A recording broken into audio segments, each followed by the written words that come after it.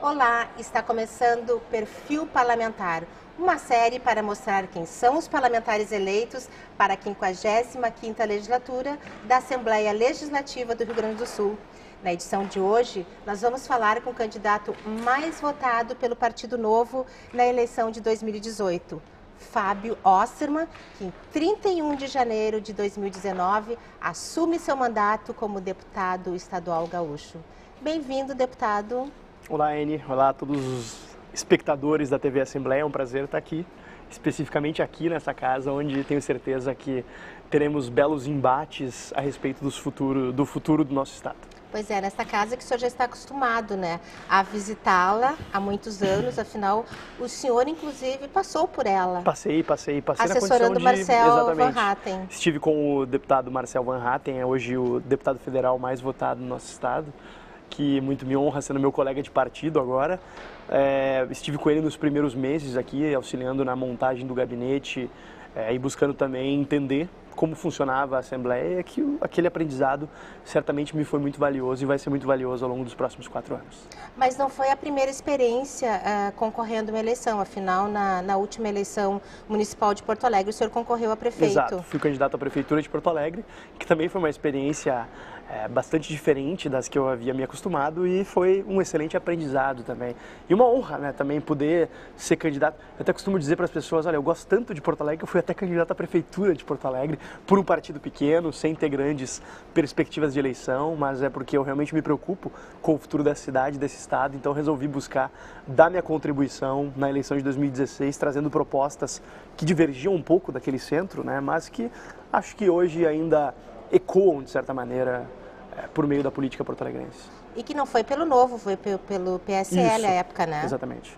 Deputado, vamos começar com a sua votação. O senhor fez 48.897 votos em todo o estado, foi o mais votado do Novo, como eu falei na nossa abertura, e eu peguei aqui as maiores votações. As 5 foram Porto Alegre, 18.509, depois Canoas, 2.604, na sequência Caxias do Sul, Novo Hamburgo, São Leopoldo, Gravataí, Erechim, Cachoeirinha, Viamão. Eu verifico que o senhor tem na Grande Porto Alegre, sobretudo Porto Alegre, a maior votação, né? Claro. E na Grande Porto Alegre. Depois eu lhe pergunto a curiosidade minha, por que em Erechim o senhor fez 964 votos?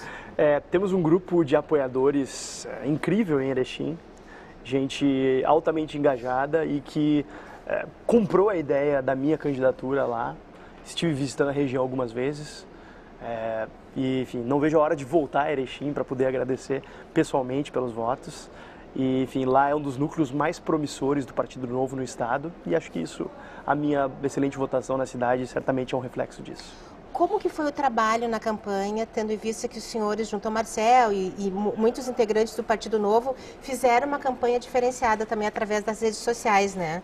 É um partido novo, vocês são novos na política, como que foi essa campanha? Foi possível visitar a maioria dos municípios gaúchos? Não, certamente não. A gente teve que, obviamente, priorizar esforços nessa caminhada, mas eu estimo que ao longo do ano de 2018 eu visitei pelo menos 100 municípios do estado afora. E acho que por conta disso eu consegui essa marca de ter votos em 427 municípios.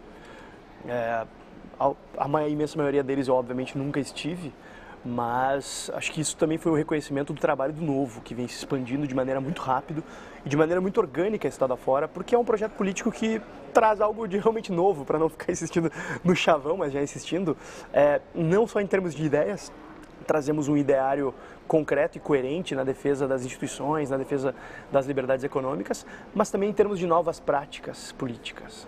Nós somos um partido que os candidatos, aliás, para serem candidatos, tiveram que assinar um termo de compromisso no qual eles se comprometiam, por exemplo, a sempre votar contra aumento de impostos, sempre votar contra aumento de privilégios e combater esses privilégios não só para os outros, mas também para si mesmo. Por exemplo, todos os eleitos do Novo têm o compromisso de cortar suas estruturas de gabinete em pelo menos 50%.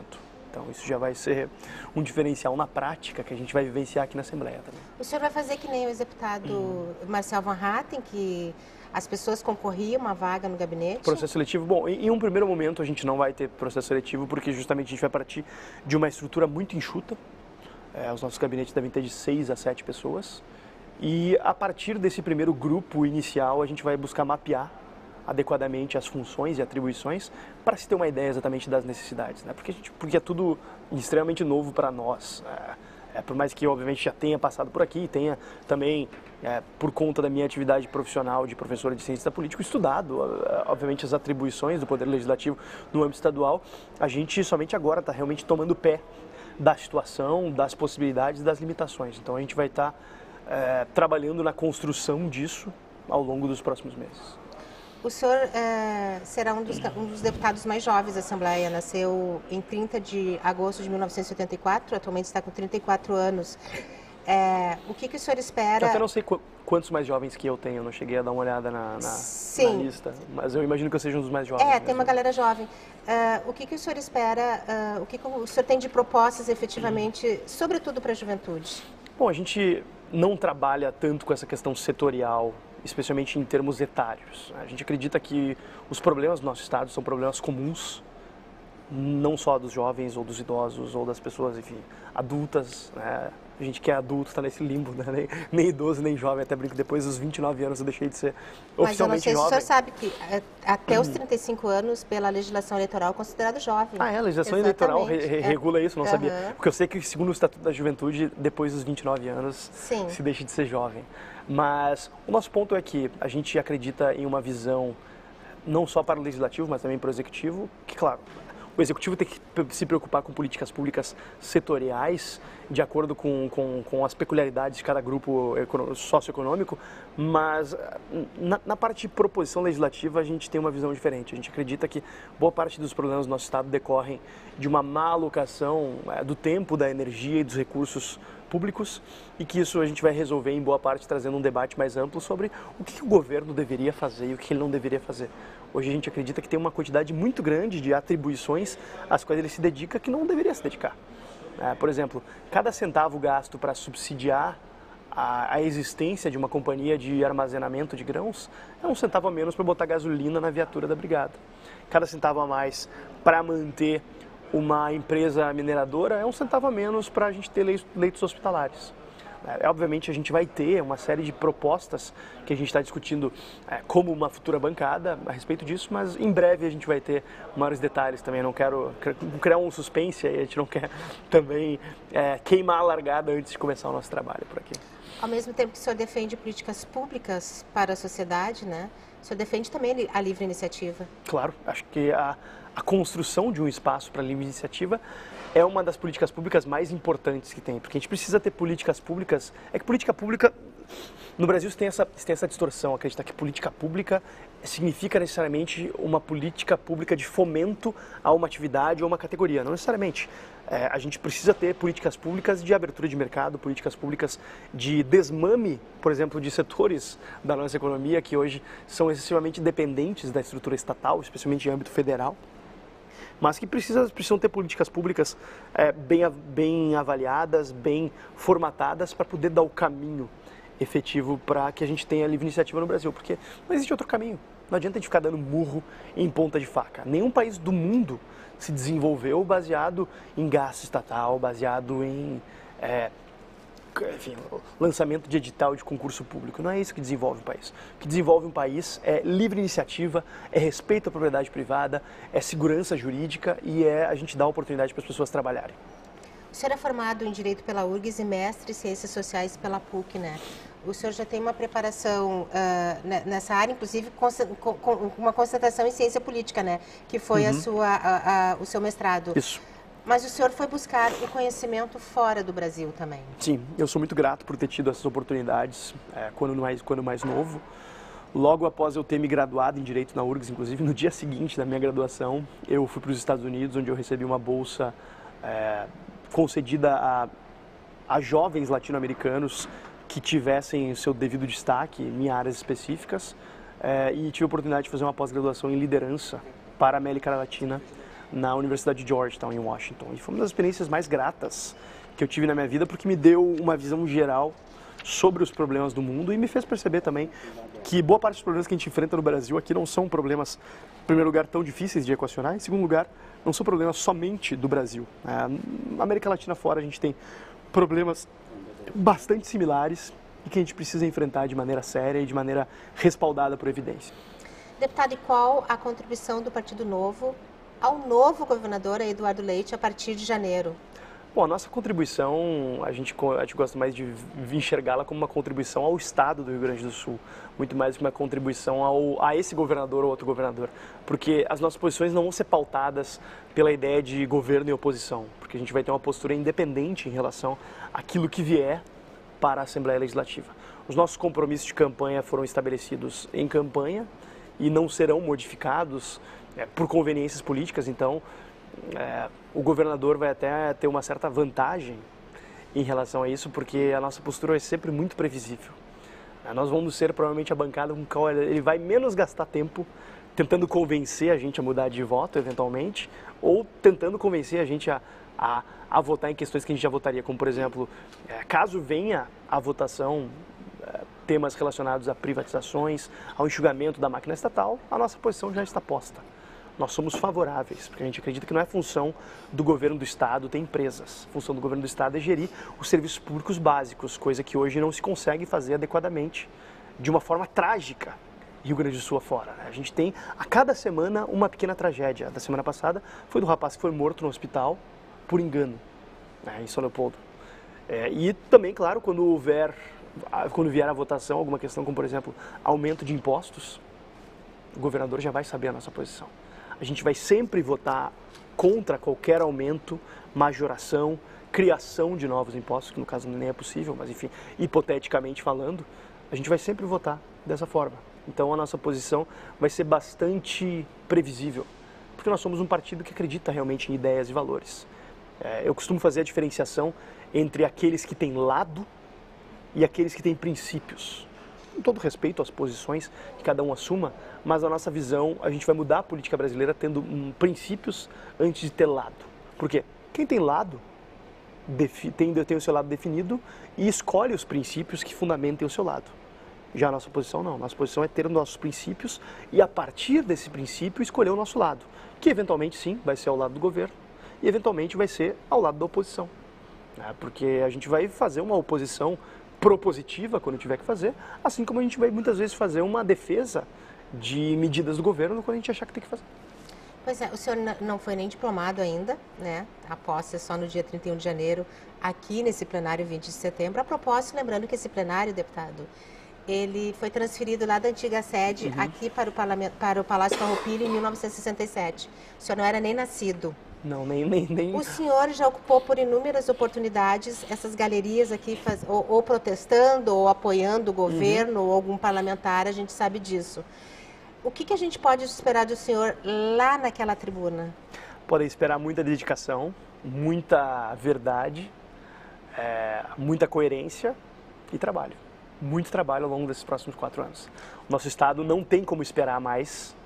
A gente precisa ter um trabalho muito enfocado em defender as reformas estruturais que são fundamentais, em fiscalizar os atos do governo também. Acho que eu como cientista político, sou muito crítico a essa forma como o Poder Executivo, Brasil afora, eu não estou dizendo especificamente do governo do Estado do Rio Grande do Sul, mas o Poder Executivo, a forma como o Poder Executivo coopta o Legislativo Brasil afora. E quanto mais local, mais forte é isso. A gente vê isso muito fortemente nas câmaras de vereadores. E o Poder Legislativo é o poder que fundamenta a democracia. E a gente precisa ter o devido respeito pelo Poder Legislativo e exigir esse devido respeito também das outras instituições. Eu não estou falando somente do Poder Executivo. Estou falando também de Ministério Público, estou falando também do Judiciário. É hora de o Poder Legislativo se dar também o devido respeito e pautar as grandes reformas que o nosso Estado precisa. O senhor é um cientista político, o senhor faz palestras, inúmeras palestras, o senhor está acostumado com a fala, mas o seu mundo, eu posso dizer que o senhor já vive nesse mundo político. Desde a sua formação, quando que começou esse gosto pela política? Desde a adolescência, eu me interessava pela política. Foi pela política partidária institucionalizada que eu passei a me interessar mais tarde. Até porque eu, muito cedo na faculdade, quando eu ingressei na Faculdade de Direito da URGS, eu me interessei pela política partidária em um primeiro momento, mas logo em seguida me desinteressei porque realmente não gostei do que vi. Somente em 2013, quando eu tomei conhecimento do processo de criação e formação do Novo, eu busquei me inteirar mais e resolvi dar início ao núcleo do Novo aqui. Então, a partir dali começou realmente a minha vivência político-partidária. Mas eu sou alguém que veio da teoria buscar na prática fundamentos, talvez, para que eu possa seguir sendo uma pessoa otimista em relação ao futuro do Brasil e do nosso Estado. Pois é, além de fundador do Novo, o senhor é fundador de várias outras entidades, eu posso dizer assim. O senhor, inclusive, é fundador e membro do Conselho do Livres, que é um movimento liberal, né, político liberal aqui no Brasil, e também de fundador de uma organização estudantil não esquerdista no Brasil. Que é o Students for Liberty Brasil. Quem tiver interesse em dar uma olhada no site deles, aí, enfim, recomendo demais. É a maior organização pró-liberdade, acho que é melhor até do que não esquerdista, do mundo, na verdade. Só que a repartição brasileira é ainda a maior dentro dessa estrutura mundial. Então é um grupo de gente muito bacana, dedicado à promoção das ideias da liberdade e que vem transformando o ambiente acadêmico Brasil afora. E foi um momento propício, sobretudo para essa juventude, como o senhor, ser um dos escolhidos pela população, nesse momento de que a gente pode até considerar que o Brasil está dividido, sim, onde se chama esquerda e direita? Não sei se entre esquerda e direita. É o que se ouve, né, no dia a dia. Eu sempre fui muito crítico em relação a isso. Sim. E eu, pessoalmente, nunca me considerei de direita, porque eu acho que os liberais, eles têm divergências tanto em relação à direita clássica quanto à esquerda clássica. Acho que a gente tem que, inclusive, buscar desafiar esse paradigma, essa visão de que se divide tudo em caixinhas à direita ou caixinhas à esquerda. Acho que o espectro político é muito mais amplo e muito mais diverso do que simplesmente isso. Eu acho que quanto antes a gente entender isso, melhor vai ser o nível do debate público. Mas acho que hoje a grande separação que existe no Brasil é realmente entre aqueles que querem viver às custas dos outros e aqueles que querem simplesmente trabalhar em paz e ter uma vida digna. O senhor também integra o MBL? Não, integrei. Integrou. Sou um dos fundadores. Um dos Aliás, fundadores sou o fundador do MBL. Aqui do Rio Grande do Sul? Não, no Brasil. No Brasil todo, mas no Rio Grande do Sul o senhor teve um destaque grande, né, em função do MBL. Eu morava em Porto Alegre à época, né? Então eu acabei estando à frente mais publicamente aqui, mas eu sou um dos fundadores nacionalmente e fui membro da coordenação nacional, deixei 3 anos atrás, porque não considerei que o movimento e os rumos que o movimento vinha tomando estavam de acordo com aquilo que eu queria fazer em termos de política na sociedade civil e até política partidária. Quais os rumos que o senhor não concorda? Eu acho que o movimento Brasil Livre tinha uma grande oportunidade de ser um movimento de vanguarda liberal, mas acabou ficando muito refém, talvez, dessa pauta antipetista ou anti-esquerdista, que eu acho que pode ser uma pauta circunstancial. Acho que o antipetismo foi e segue sendo uma bandeira liberal importante, porque o PT é uma das grandes forças de destruição das instituições brasileiras e tem se demonstrado ao longo dos últimos anos, de forma inequívoca, na minha opinião. Não que eu defenda que o PT tenha que ser extirpado da face da terra, nem nada do tipo, acho que ele vai acabar sendo por conta das urnas, né? Porque cada vez mais pessoas estão entendendo isso. Mas o ponto fundamental é que tem sido o PT tem sido uma grande força, talvez a força mais poderosa de defesa de pautas antiliberais Brasil afora. Mas eu acho que a nossa batalha política não pode se limitar a isso. Não pode se limitar simplesmente a ser antipetista. E, enfim, a partir daí, obviamente, começaram a surgir divergências internas que criaram a oportunidade para eu deixar a instituição e seguir meus rumos. Deputado, o senhor estava acostumado e viajou já por 8 países, 16 estados brasileiros fazendo suas palestras. Eu até posso lhe perguntar se o senhor degusta a política, porque era seu dia a dia. Como é que vai ser a partir de 31 de janeiro, que o senhor assume uma responsabilidade aqui na Assembleia Legislativa, afinal é um parlamentar eleito que vai ter que cumprir com as suas obrigações aqui. Como é que o senhor vai trabalhar em paralelo? O senhor vai abandonar suas palestras? Como é que vai ser? Não, obviamente eu tenho um compromisso primordial com o povo do Rio Grande do Sul e com as obrigações de um deputado estadual. Então, de forma alguma, eu vou abrir mão ou me omitir dessas atribuições para dar palestras ou cumprir quaisquer outras atribuições profissionais. Eu tinha as minhas atribuições profissionais anteriores, das quais eu abri mão para cumprir esse mandato e pretendo cumpri-lo de forma digna, de forma plena e integral aqui. Nós estamos O que não quer dizer que, obviamente, enfim, eventualmente em finais de semana ou eu não vou também atender a compromissos de outros estados, mas obviamente não vão ser a minha prioridade. Como professor, o senhor está licenciado, eu né? Estou licenciado. Está licenciado. Vamos ao ping-pong, porque nós estamos encaminhando para o final do programa. Um momento marcante na sua vida política. Pode ser minha eleição? Claro, imagina. Um sonho. Viver num Rio Grande do Sul mais próspero, mais livre e com mais oportunidades para as pessoas. Um filme ou um livro que tenha marcado? Um filme ou um livro que tenha marcado? Deixa eu falar um livro e já dar uma recomendação bibliográfica pessoal. Livres para Escolher, do Milton Friedman. Leiam esse livro. Gremista ou colorado? Gremista. Um valor importante? Liberdade. Alguém que o senhor admira, às vezes a gente fala em heróis, mas é que não é no significado da palavra, sim, ou até sim, pode sim. ser, Não, dependendo eu não da... vou falar Homem-Aranha, não. Spider... Não. Até porque eu não acredito muito na ideia de heróis.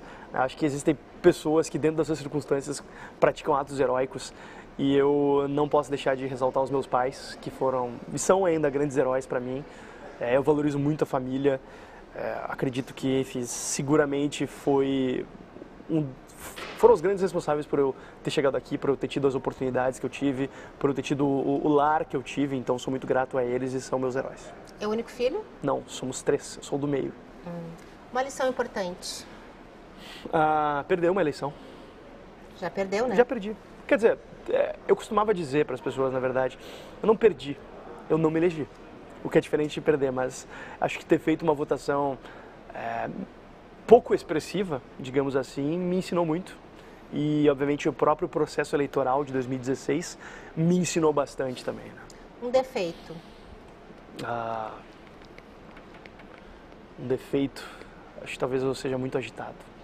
Um hobby? Esportes, leitura, um só, né? Então, enfim. Um desafio? Corresponder às expectativas das pessoas em relação ao meu mandato e representar dignamente o novo nessa casa tão histórica. Qual o papel do Poder Legislativo, sobretudo nesse momento histórico que se vive? Como eu disse antes, pautar reformas importantes, representar a população de maneira digna, respeitosa e conectada com a realidade. Acho que esses são os grandes desafios que a gente enfrenta aqui e que, no que depender de mim, do meu esforço e da minha integridade, vamos chegar lá. Deputado, muito obrigada pela sua participação aqui no nosso programa Perfil, para que a população possa conhecer um pouquinho mais a sua trajetória, né? E desejar uma ótima gestão, né? Que Obrigado. O senhor continue o seu trabalho agora aqui de dentro do Parlamento. O senhor tem um minutinho para suas considerações. Eu agradeço a oportunidade, fico à disposição por outros meios, pelas redes também. Quem estiver assistindo no YouTube pode procurar aí já o meu canal no YouTube, onde eu posto vídeos periodicamente também. E acho que vão ser 4 anos muito interessantes aqui nessa casa, vai ser uma honra imensa, seguramente vai ser uma experiência que eu vou guardar para toda a vida, esses próximos 4 anos aqui, espero fazer o melhor de mim. Obrigada mais uma vez e a você, obrigada pela companhia e até o próximo encontro.